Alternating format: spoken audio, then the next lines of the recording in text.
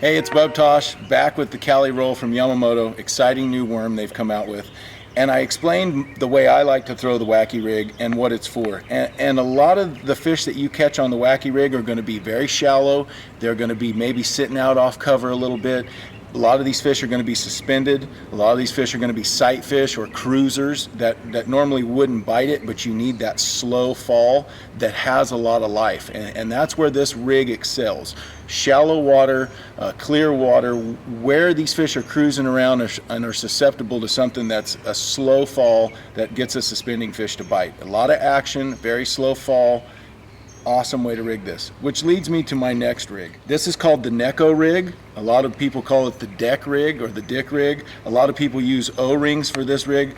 Basically, this rig, all it is a tungsten nail weight or a lead nail weight inserted in the end of the worm, and you just insert that weight into your worm, and then you come down the worm about 1.5 inches, 2 inches, and you're going to hook, instead of through the middle like a wacky rig, you're going to hook in line with the worm. You're just going to hook a little bit of the plastic. And again, a lot of people like to put O-rings on their bait and then hook it through the O-ring. Makes your bait last a lot longer. This really has incredible action. The difference with this rig is it's not a slow faller. Depending on the size of your weight, you can make it fall really fast, and it's going to fall like a needle, which is also incredible for a finesse presentation, but just a little bit different. You're going to pitch this rig around targets, pitch it up to tulies, pitch it up to the riprap, the hard bank, the holes in the grass. This is going to fish on the bottom.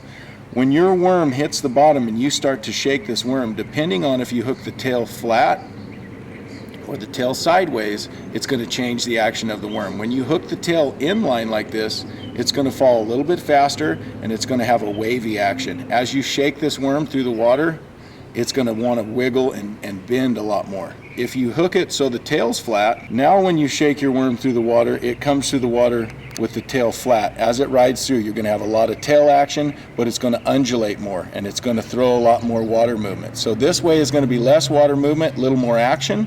This way is going to push a lot more. As you shake this worm, it's going to bend and it's going to push a lot of water with that tail. Doesn't really matter which way you hook that worm. Most of them get it before it hits the bottom just because of its needle falling through the water like a needle. It falls so perfect and so straight.